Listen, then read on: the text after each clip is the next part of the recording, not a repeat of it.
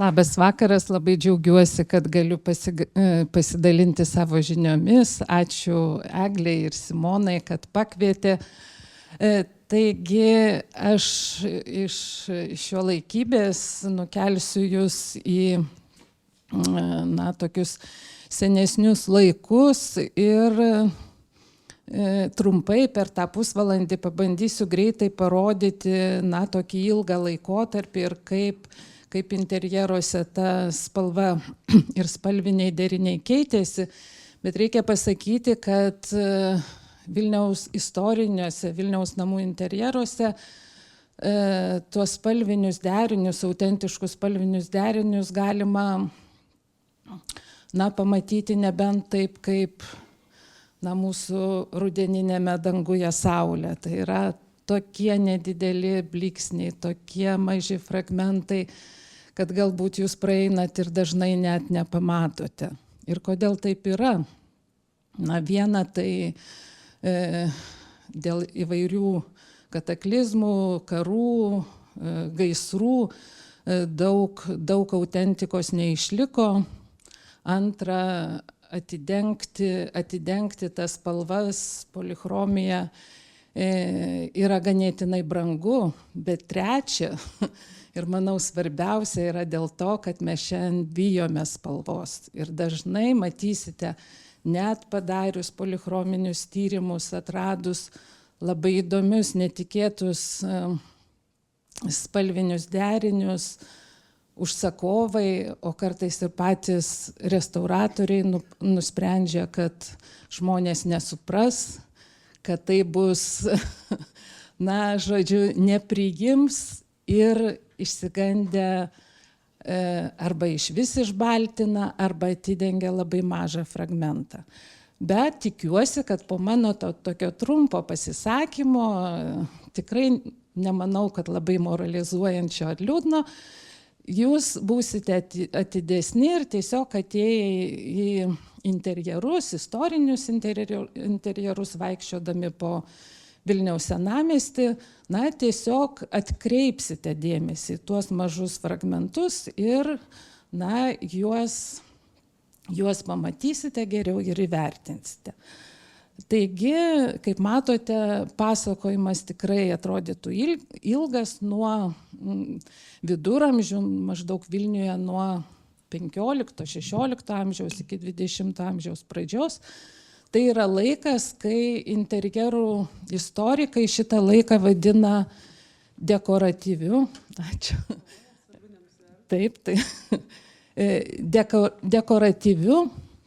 dekoratyvaus ir polichrominio mąstymo laiką. Tai yra laikas, kai žmonės nebijojo ornamentikos, spalvų, kontrastingų spalvų derinių ir tikrai tą tokį savo mąstymą perteikė per spalvą. Tiesa, interjeruose tą spalvą mes galime matyti visur, ir grindų dangose, ir įvairiuose elementuose, bet kadangi šiandien laiko mažai, tai aš daugiau kalbėsiu apie sienų tapybą. Ir pradedam nuo viduramžių. Man labai patinka šita miniatiūra, kuri parodo labai tokią klasikinį viduramžių spalvų derinį. Tai yra ryškios, bet netamsios spalvos. Tai yra ryški raudona, tokia tamsi sodri mėlyna, ir aukso geltonos spalvos atspalviai. Bet aš šitoj skaidriai noriu atkreipti dėmesį į tą skliautą laikančią tokią ažūrinę konstrukciją ir į tos konstrukcijos spalvas. Tai yra į lazurito tokią specifinę melsvai žalią spalvą ir tokią ochros rudai raudoną. Ir labai džiaugiuosi, kad nors mes sakydavom, kad mūsų gotikinėje architektūrai, ypatingai sakraliniai architektūrai, kurios skliautai yra tokie nerviūriniai ir dar kai aš studijavau, tai sakydavom mes, kad skliautai negali būti ištapyti, nes, na, tos nerviūros, jos yra tokios ornamentinės, kad ten praktiškai nieko netrūksta. Ir buvo visi labai nustebinti, kai darant eilinį remontą Vilniaus Švento Mikalojaus bažnyčioje paaiškėjo, kad tos nerviūros yra nuostabiai ištapytos ir kas man čia gražiausia ir svarbiausia, kad mes matome tą patį spalvų derinį, tai yra lazurito ir ochros tokį raudonį.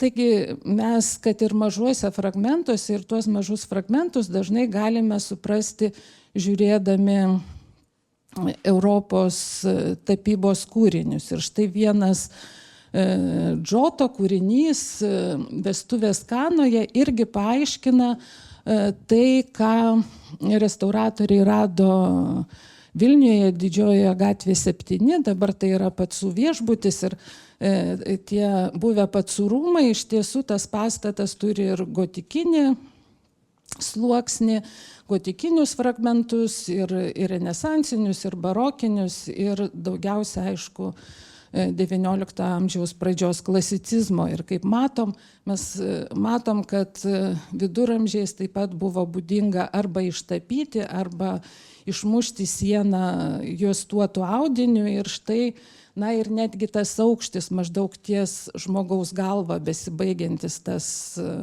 juostuotas audinys, tai ir Pacų rūmų pastate irgi buvo surastas labai panašus motyvas ir man, na, pavyko paaiškinti restauratoriam, kad čia vertinga, kad čia yra tikrai gotikai būdingas motyvas, nes čia dar irgi yra, jeigu tai yra bažnyčių pastatai ir ten esanti polichromija, siužetinė polichromija, ten kažkaip lengviau įrodyti, kad tai yra vertinga, nes visiems, na, ten figūros kažką veikia ir tada žymiai įdomiau galima papasakoti. Bet jeigu mes kalbam apie pasaulietinę architektūrą, ten paprastai tie spalviniai deriniai ar spalviniai motyvai yra daugiau ornamentiniai. Ir mes, matyt, kaip krikščioniška šalis, na, to ornamentinio motyvo žymiai jį mažiau suprantam ir kažkaip mažiau vertinam. Dar vieną noriu parodyti irgi per europinį pavyzdį, tiesa, neradau spalvotos iliustracijos, bet noriu atkreipti dėmesį į apatiniame registre ištapytą tokią suklostuotą audinį. Ir iš tiesų tiek pasaulietiniuose pastatuose, tiek bažnyčiose, viduramžių bažnyčiose tas apatinis registras dažniausiai tai būdavo ištapomas. O viršui arba ornamentinis ornamentas tapomas, arba siužetinės kompozicijos. Ir štai mes turime Vilniuje, Vokiečių gatvė 24, tai yra nuostabus namas, turi praktiškai visų laikotarpių sluoksnius ir štai matote, yra tas pats klostuoto audinio motyvas ir taip pat ištapytas derinant mėlyną ir raudoną spalvas. Ir įdėjau dabar tos šiuolaikinės kavinės vaizdą, tai ten sėdi prie lango kavinės lankytojai, jai už nugaros štai šitas motyvas, o viršuje yra irgi ištapyta tokiomis efektingomis riestėmis. Bet aš labai abejoju, kad kavinės lankytojai pastebi tuos fragmentus, nes ta balta spalva, jinai tiesiog, jinai yra labai aktyvi ir jinai suryja ir tuos fragmentus ir reikia būti labai jautriam, labai atidžiam, kad galėtume pamatyti tuos fragmentus. Bet labai tikiuosi, kad nueisite ir atkreipsite dėmesį. Na, po tų ryškių, viduramžio ryškių, tokių kontrastingų spalvų derinių, renesansas ir manierizmas, mes dažnai irgi įsivaizduojam, kad renesansas tai daugiau yra balta spalva ir ten mūsų kai kurie pastatai irgi renesansiniai, ir fasadai išdažyti baltai. Ir kiek atsimenu, tai visada sakydavo, kad renesansas tai yra baltas. Nieko panašaus. Renesansas mėgo irgi, bet jau matot nebe ryškes, o tokias, ganėtinai niūrias spalvas. Tokia medžio, akmens derinius. Ir... Oi, kažkas pustelė. Taip. Ir atstatytose valdovų rūmuose kai kurie elementai iš tiesų ir buvo taip, sakyčiau, teisingai daromi, bet vėlgi pažiūrėkit, jeigu sienos būtų pilkos, tokia paimta, tai, sakyčiau, ganėtinai gerai perteiktų.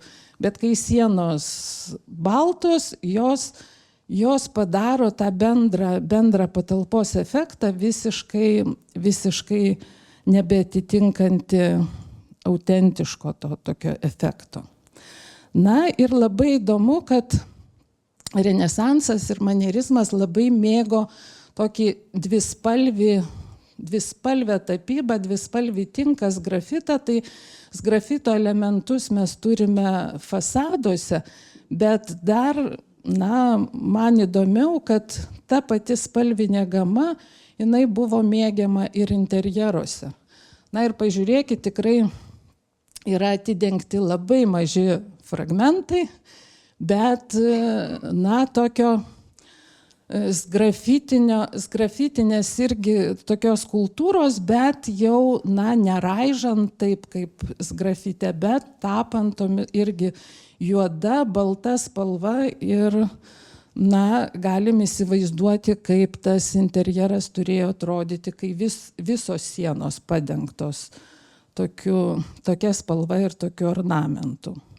Žinoma, po to tokio tamsaus periodo ateina barokas su savo vėl tokiom vaiskiom spalvom ir efektais, bet barokas čia ne tiek spalvos veikia, kiek veikia įvairūs perspektyviniai dėsniai, kvadratūra, soto insų ir ten atvertas skliautas ir visi kiti efektai.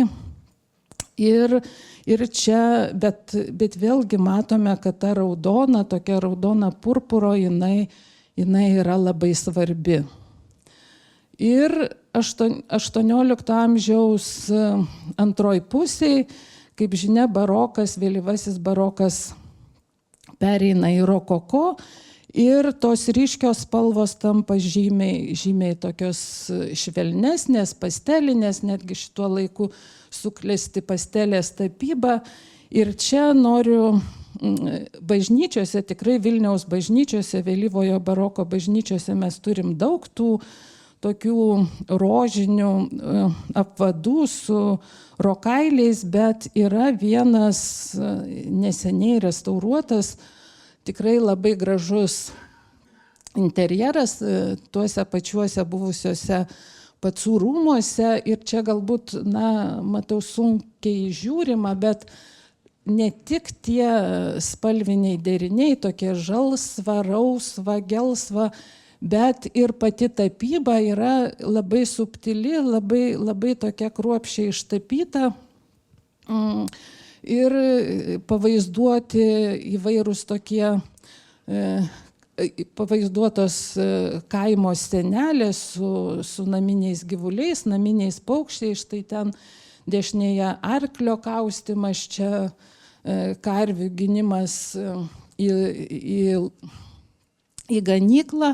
Ir tai iš tiesų šita tapyba sekė garsaus prancūzų tapytojo grafiko Žano Baptisto Marie kūriniais, kuris kūrė kartonus tekstiliai, tapybai, ir buvo nepaprastai madingas visoje Europoje ir, kaip matome, Vilnius tikrai žinojo naujausias tendencijas. Ir aš, kadangi laiko nedaug, šoku į klasicizmą ir, kaip žinia, klasicizmas vėl gėrisi antiką, klasikinėmis epochomis Ir vėlgi ilgą laiką buvo sakoma, kad klasicizmui būdinga balta arba tik tokia pilka spalva. Kaip matot, nieko panašaus, bet klasicizmas yra įdomus tuo, kad klasicizmo dekoratoriai, interjerų dekoratoriai naudojo vienos spalvos daug atspalvių. Ir iš tiesų tos visos formos tapytos ir visas vaizdas konstruotas pasitelkiant ten iki 20 pilkos, melsvos atspalvių. Ir šiandien restauratoriam, kai reikia tą suvaldyti, tuos atspalvius suvaldyti, tai tikrai reikia turėti nepaprastą jautrumą spalvai. Na ir XIX amžius yra labai dinamiškas, vieną stilių keičia kitas, kartais vienu metu gyvuoja keli stiliai ir klasicizmas gyvavo kartu su ampyru. O ampyras, kaip žinia, yra Napoleono Bonaparto dvaro stilius ir to dvaro architektai, dailininkai leido įvairius pavyzdžių albumus, taip ir pavadintus interjero puošybos rinkiniai. Ir kaip matote, būtent parinkau šitą iliustraciją, nes čia matyti, kad deklaruoja, kad tikrai puikus spalvinis derinys yra jau ne tokia švelni žydra kaip klasicizme, bet tokia jau sodresnė, bet irgi derinama su pilka ir su labai gražiu ochros atspalviu. Na ir tame pačiame pastate, tai yra Vokiečių 24, ten irgi galima toj pačioj kaviniai, kur matome gotikinį motyvą, pamatyti ir, dešiniai pusėje matote restauruotą motyvą, o čia yra spalvinė retrospekcija ir toj spalviniai retrospekcijai geriau galima matyti visą sienos, kaip ta siena atrodė natūroje. Tas mažas fragmentas, jis neperteikia to viso grožio. Na ir praktiškai kartu su klasicizmu ir ampyru gyvuoja ir biedermeieris, tas toks viduriniosios klasės interjerų stilius. Ir čia vėl matome, užtat kartais reikia žinoti, ant kokio tinko sluoksnio, ar gotikinio tapyta, ar ant XIX amžiaus, nes vėl ateina į madą tas juostuoto audinio motyvas, juostuoto arba languoto. Ir tie interjerai ir tas languotas ar juostuotas audinys, jis būdavo ir tapomas, ir išklijuojamos sienos popieriniais apmušalais ir derinamas su tokiamis lengvomis muslino užuolaidomis. Čia šitie stiliai, aišku, jeigu įrodai, kad tas paprastas juostuotas ar languotas toks motyvas yra svarbus ir atspindi kažkokį laikotarpį, viskas yra gerai. Bet kai ateinam į XIX amžiaus antrą pusę, kai architektai, tapytojai, bendrai interjerų įrenginėtojai ima sakyti, kad grožis yra įvairus, kad jį galima kurti pasinaudojant įvairių stilių elementus, įvairių kraštų ornamentiką. Ir kad labai gražu iš tiesų derinti tokius vėlgi sodrius ir netgi tokius tamsius spalvų derinius. Ir čia yra iš garsaus irgi prancūzo Cezaro Dali leidinio Privati XIX amžiaus architektūra ir parodomi tie deriniai, kokie turėtų būti. Arba štai yra įvairūs tokie reklaminiai leidiniai, kurie rodo, kokios spalvos turėtų būti interjerai. Va čia jau, kai randam štai tokius derinius Vilniaus architektūroje, čia irgi rodome lubos, tokios kesoninės lubos, bet XIX amžiuje jau niekas nedarė medinių ir tokių sunkių lubų. paprastai kesonus lipdė iš gipso. Ir va čia jau ateinam ir geriausiu atveju tuos gipsinius lipdinius, kurie imituoja medinius kesonus ir kurie savo laiku buvo išdažyti medžio imitacija, arba štai laiptinė, kuri tiesiog labai stilingų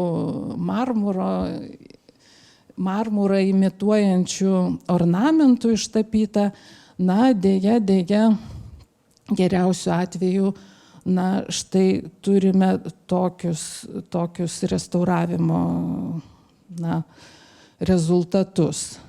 Vienas dar įdomus toks pavyzdys, tai yra neorenesansiniai Korvin-Milevskių rūmai, dabar Rašytojų sąjungos būstinė.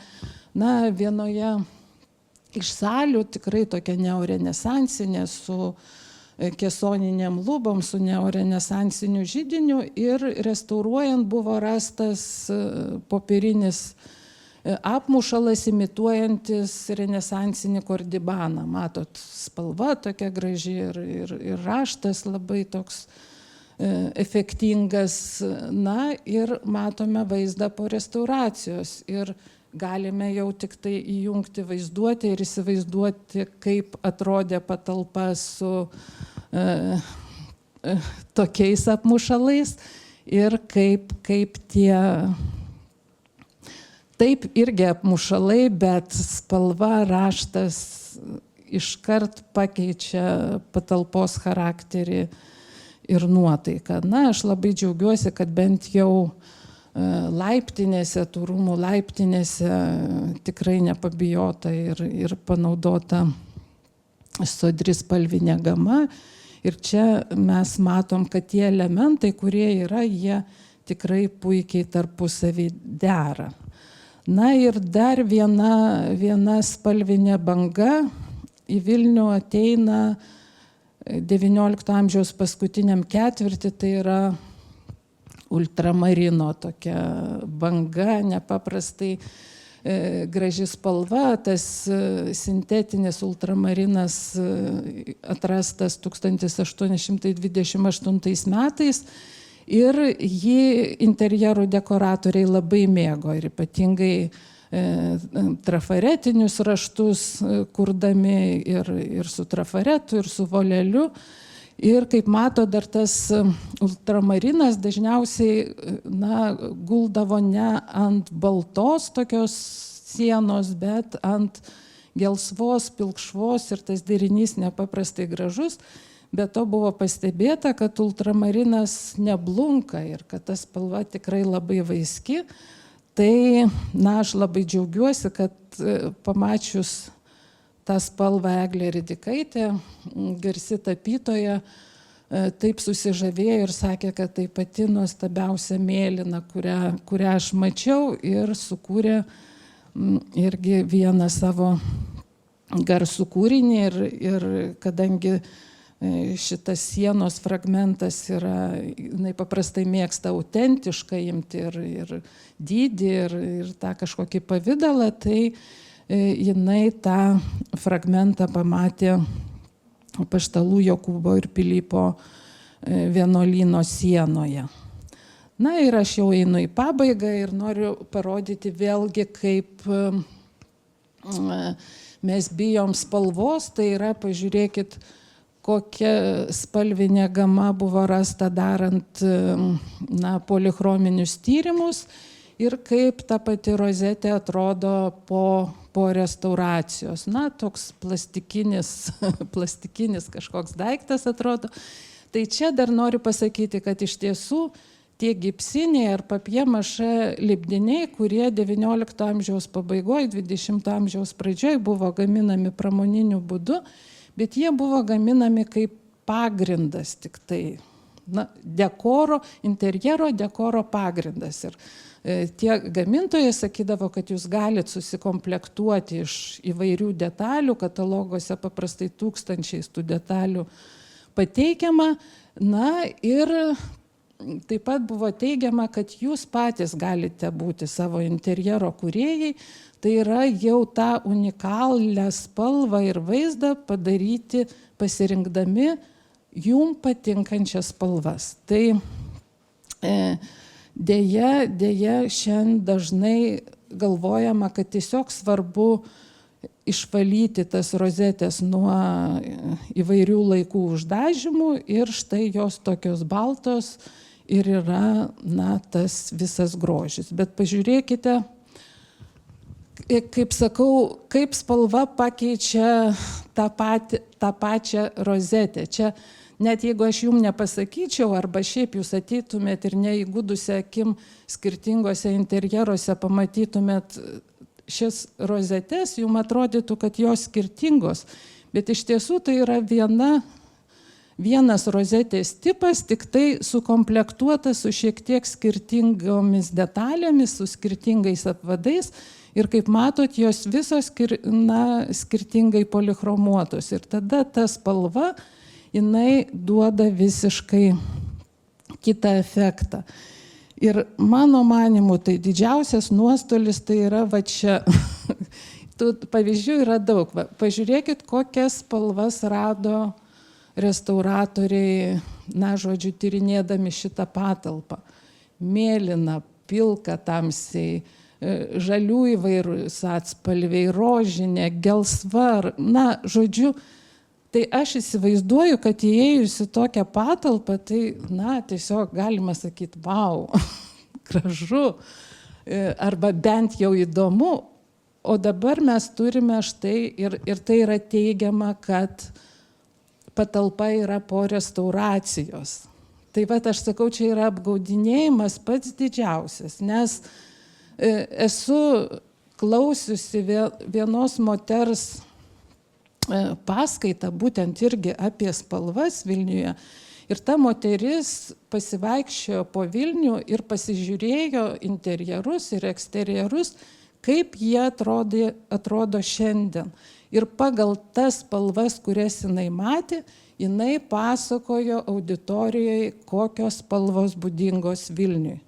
Bet iš tiesų, pagal tai, ką mes matom šiandien, mes negalime kalbėti, kad tos spalvos buvo būdingos vienam ar kitam laikotarpiu. Dažniausiai mes turime susipažinti su tyrėjų medžiaga, pamatyti tą autentišką spalvinę gamą ir tada tik galime kalbėti, kokios spalvos būdingos vienam ar kitam laikotarpiu. Ir pačiai pabaigai, kaip aš toks, jau čia moralas. Tai va.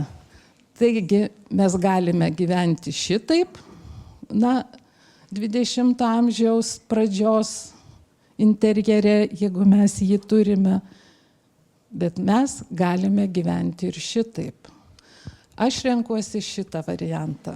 O kokį renkatės jūs?